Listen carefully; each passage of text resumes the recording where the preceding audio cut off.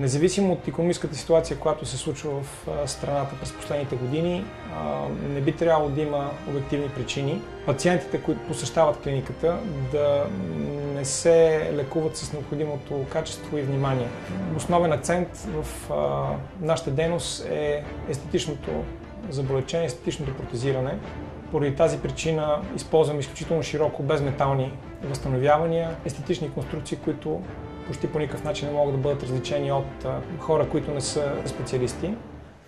Казвам се Ясен Димитров и съм управител на Българо-италианската клиника по дентална естетика, имплантология и тъканна регенерация Alpha Dental Studio.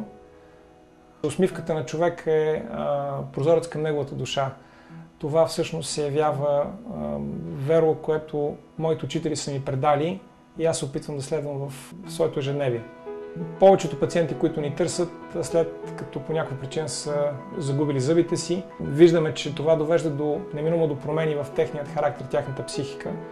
Това са хора, които неминуемо са малко или повече огнетени, потиснати. Възстановявайки зъбите, не само лекуваме тяхното локално състояние, смея да твърдя, че ние променяме до голяма степен техните съдби. Те стават много по-уверени, много по-позитивни. Невероятно е до какво може да доведе промяната когато ти успееш да върнеш усмивката на лицето на един човек. Много са ни го казвали, но в ежедневието си го виждаме, че това наистина е така.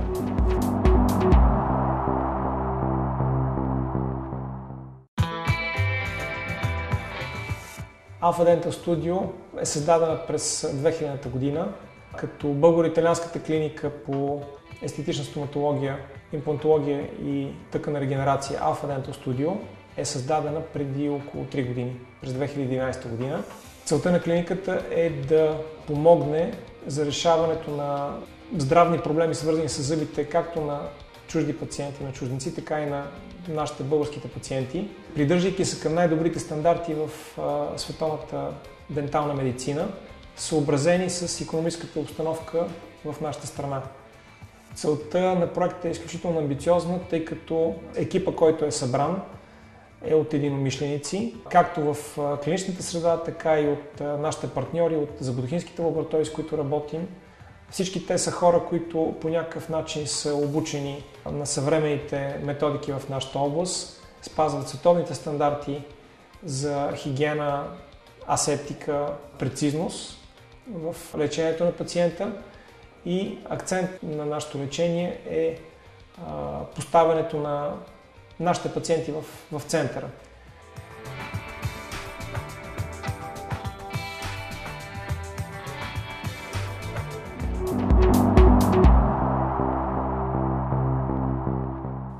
Аз съм Юли. Винаги съм имал проблеми с зъбите, но си мислех, че проблемите ще отшумят с годините. В крайна сметка, преди 12 години загубих първите си зъби. Опитвал съм се да нося всякакви протези, от най-малки до най-големи, куки, и през този 12 годишен период зъбите ми накрая окапаха. Тоест нямах нито един зъб в устата си.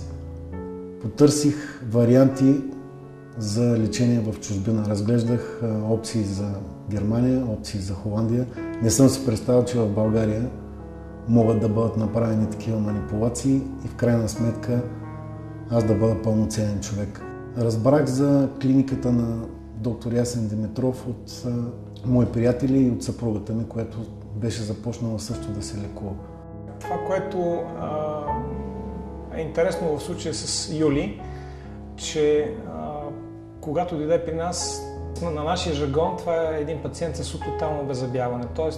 загубил е всички зъби, освен 4 до 5 зъба негови. В неговия случай не беше диагностицирана една напреднала форма на пародонтоза.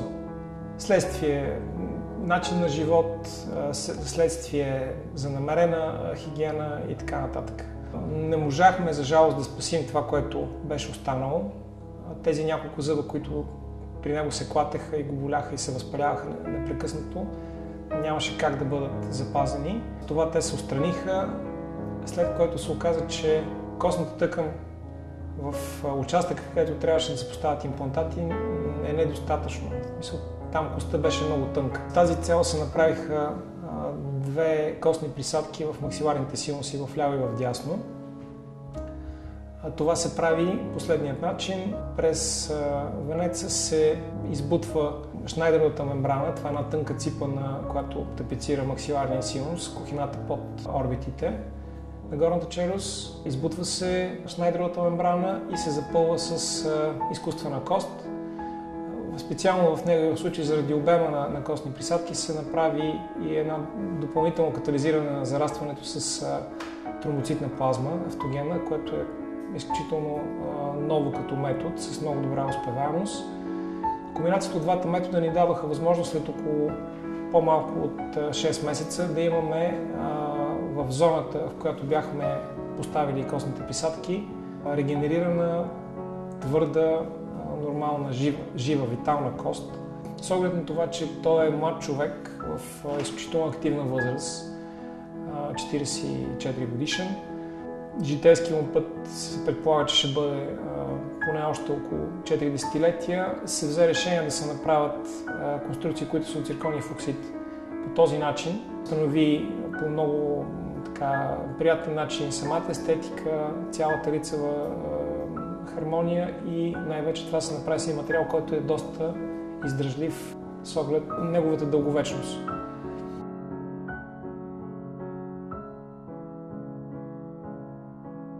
Аз, който преди 2 години нямах нито един зъб в устата, в момента мини прекрасни зъби. Прекрасни зъби, които са направени в България. Това, което преди 2 години, ако някой ми беше казал, че подобно нещо може да бъде свършено в България, едва ли щях да му повярвам.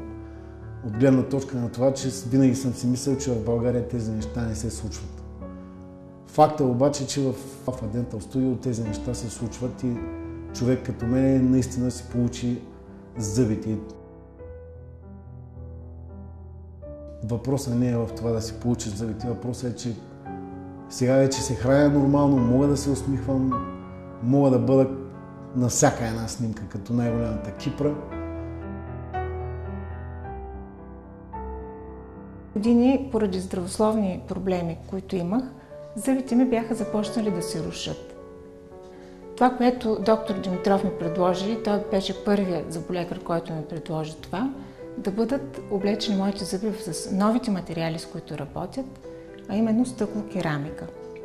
Като по този начин той ми обясни, че зъбите изглеждат по-естествени и изключително здрави. Аз виждах как работи и как са работили неговите колеги в предишните 10-15 години. Не съжалявам, че взех това решение да си лекувам зъбите при доктор Димитров с материалите, които ми беше предложил. В случая с Таня се касае за една жена с изключително приятна външност, много хубава усмивка, много интелигентен човек, който когато дойде за пръв път беше изключително потисна. Тя почти не се усмихваше, не разкриваше по никакъв начин видимата част на зъбите си при усмивка. Голяма част от зъбите бяха разрушени с петна, с кариозни дефекти. Лекувала се при много колеги, но при нея се прилага класически подход на лечение. Метал-керамични конструкции, зъби, които по никакъв начин едно такова лечение не би могло да се приеме като естетично.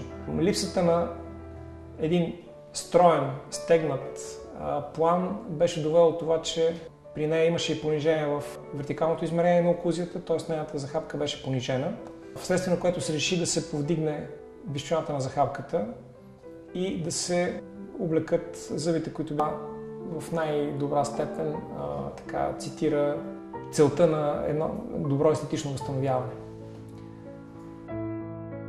Сега се чувствам много по-добре, със самочувствие и мога спокойно да се усмихвам.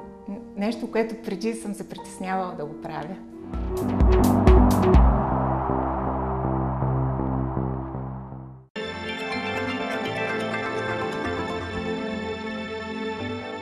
Какво са имплантатите? Какво представлява съвременното поставяне на дентални имплантати?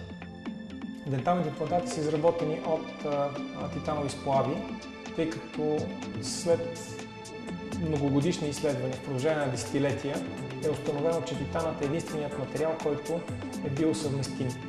Това означава, че само опорно-задържни средства, поставени в човешки кости, изработени от чист титан, титанова сплав, могат да се остеоинтегрират, т.е. костта може да залепне за тях и по този начин да се използват като опора за бъдещи стоматологични възстановявания, за да се поставят върху тях зъби.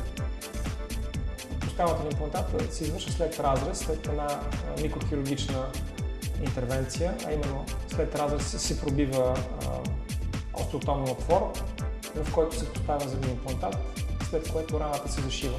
Изчаква се период от няколко месеца, който варира в зависимост от индикациите, след което раната се разкрива и се снемат отпечатъците, за да се направят вече зъбите върху остеоинтегрирания имплантат.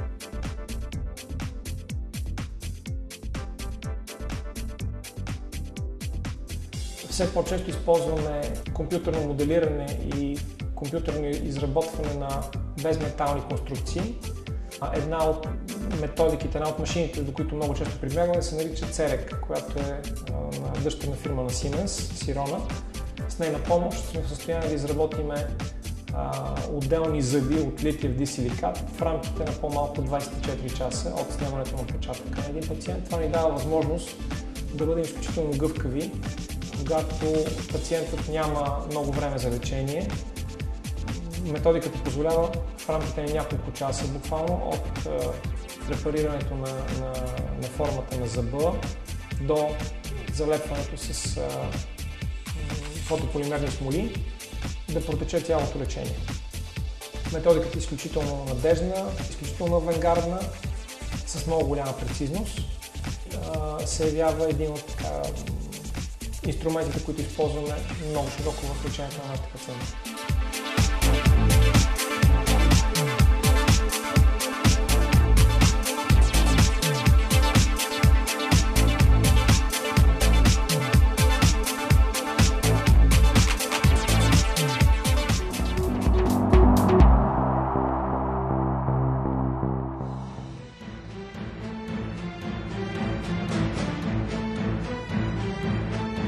Считам, че това, което правим в нашето ежедневие, а именно лечението на нашите пациенти, трябва да бъде максимално естетично, максимално щадящо и не виждам причина тяхното лечение да не бъде съобразно най-добрите световни практики, независимо от икономическата обстановка, в която се намира нашата страна.